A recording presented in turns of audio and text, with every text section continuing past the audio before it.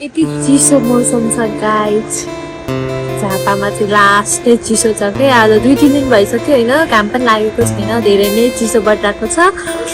अनि यस्तै छ गाइजहरू केही भन्नु धेरै नै चिसो छ कि अब हजुरहरूकोतिर कस्तो छ कमेन्ट गर्नु होला गाइज अब म चाहिँ बिस्तारै भ्लग बनाउँदै जानेछु ओके अब म मकै बोल्न गएँ गाइज मेरो मकै कहाँ भइसक्यो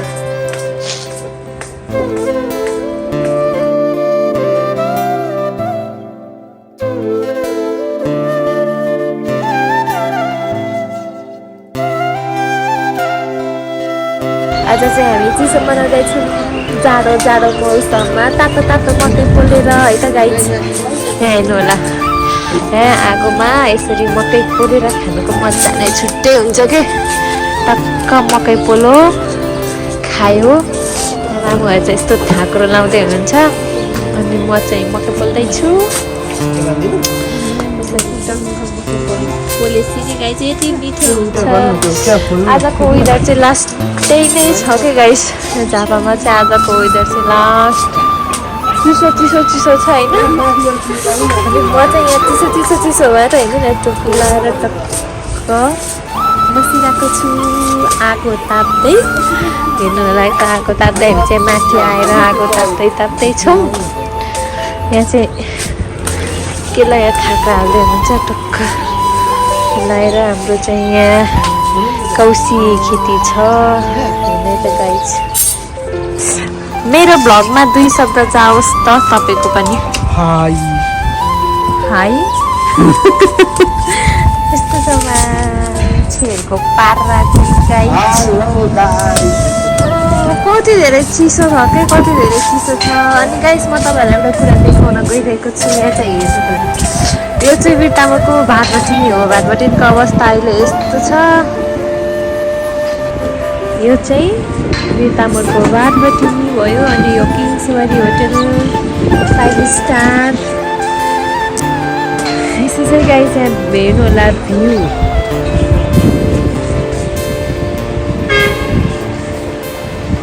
यहाँ चाहिँ अर्को एउटा दर्शक पनि आउनु भएको छ नमस्कार नमस्कार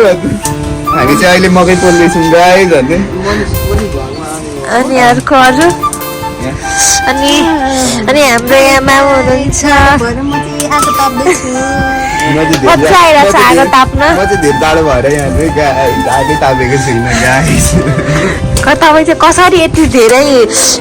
गर्मी भयो तपाईँलाई चाहिँ कसरी हामीलाई यति जाडो भइरहेको छ भन्नु होला त्यसको कारण मम्मीलाई चाहिँ किन सोध्नुपर्छ गाइज आछु कस्तो हो र तातो तातो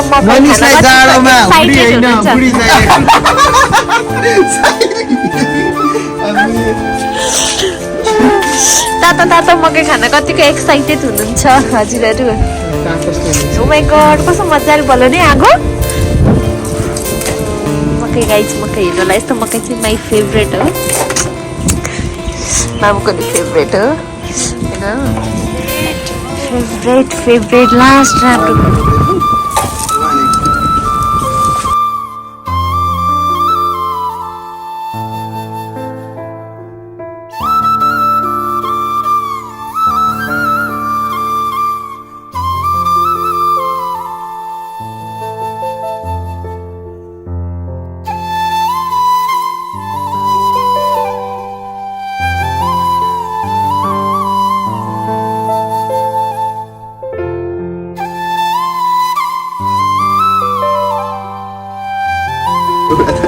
मकै नजानु न गाइज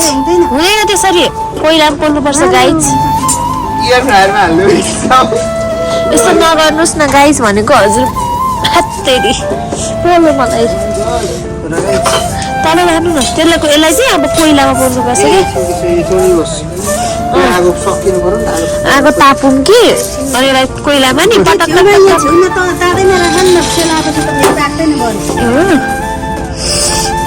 यस्तो रहेछ नि त गाइज कुरो सिक्नु पर्यो नि त सिक्दैछु ल सबैजना आगो ताप्दै हामी चाहिँ यहाँ कस्तो लामो आएको मेरो हात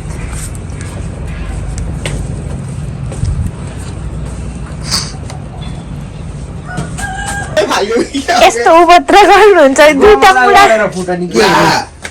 कुन गयो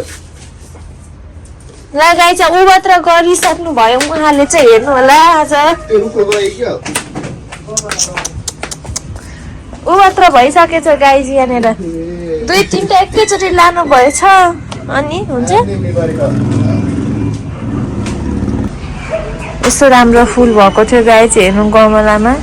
यहाँ फुटिहालेछ नि र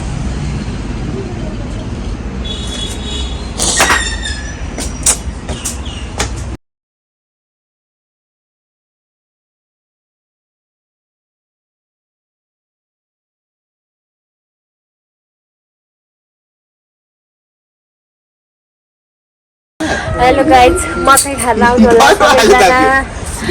मकै चाहिँ रेडी भइसकेको छ पाकेर मेरो भिडियो आइहालेर चाहिँ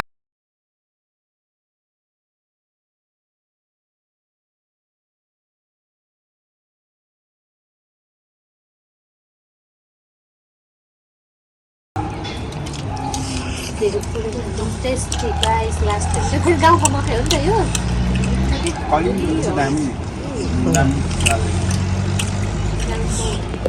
किनेको अर्ग्यानिक हो कि गाइस मिठो हुन्छ